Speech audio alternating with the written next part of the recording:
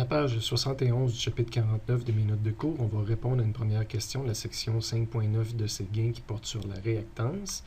On va répondre à la question instantanée 1 que j'ai intitulée une fréquence particulière et dont on peut lire le libellé à la page 282 de Séguin. Après la première lecture, on s'aperçoit que c'est une question relativement simple et directe qui pourrait donner une réponse de par cœur direct, mais on va plutôt essayer de le démontrer clairement. Donc, on nous demandait à quelle fréquence qu'un circuit capacitif avec une capacité de 10 à la moins 3 farad ou un circuit inductif qui lui aurait une capacité de 10 à la moins 3 Henry ou 1 millihenry, à quelle fréquence que ces deux circuits-là auraient la même réactance, c'est-à-dire que XC est égal à XL. En majuscule, il faut faire la différence avec des X standards. Au niveau d'un schéma pour illustrer cette situation-là, j'ai deux circuits. J'ai le symbole mathématique de l'équivalence entre les deux, le 3 lignes. Quand est-ce qu'ils vont être équivalents? Ma fréquence, elle est à côté de ma source de courant alternatif, de ma force électromotrice alternative. J'ai dessiné d'un côté le condensateur, d'un côté l'inductance. Évidemment, il y a du courant qui circule dans l'un ou dans l'autre. Et il nous reste le XC, XCL à côté du condensateur. Ce condensateur-là possède une certaine réactance et celui-là une certaine réactance également. J'ai rajouté en titre d'information qu'évidemment, le courant alternatif, ça veut dire que la force électromotrice varie comme un sinus. Je vais avoir mon point d'interrogation, je cherche une fréquence. On va voir dans le résumé qu'est-ce qu'on va utiliser qui pourrait répondre à ce point d'interrogation-là.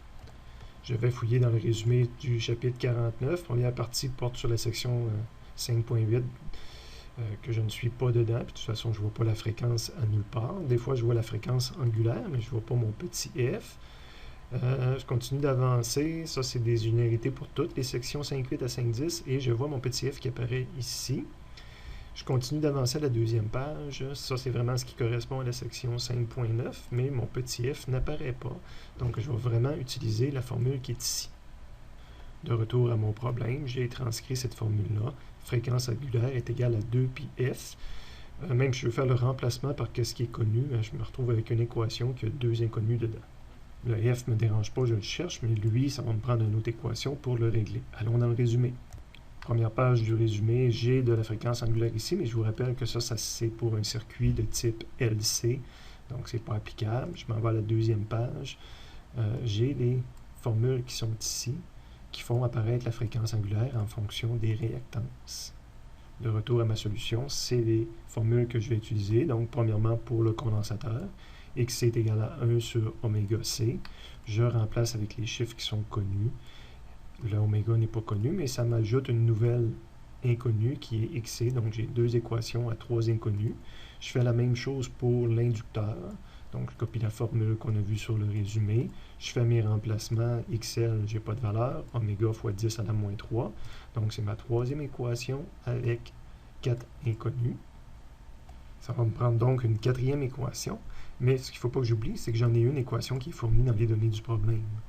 Donc, si j'ajoute cette équation-là, je suis rendu à 4 équations, 4 inconnues. Le problème, du point de vue physique, est fini. On utilise soit une calculatrice, ou soit qu'on fait nous-mêmes le traitement mathématique. Mais si j'ai pitonné ces 4 équations-là dans ma calculatrice, vous pouvez toujours aller voir, quand je dis ça, vous pouvez toujours aller voir sur Google Drive. Là.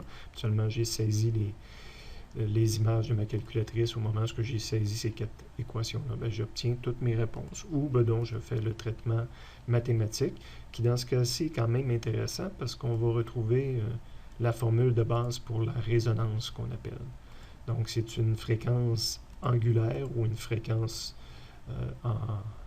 conventionnelle extrêmement intéressante pour un circuit donné. Ça se trouve être une fréquence angulaire lorsqu'on va combiner ces deux composantes-là dans le même circuit, mais ils vont avoir tendance à résonner, à avoir un comportement bizarre à cette fréquence-là. On va voir ça à la prochaine section.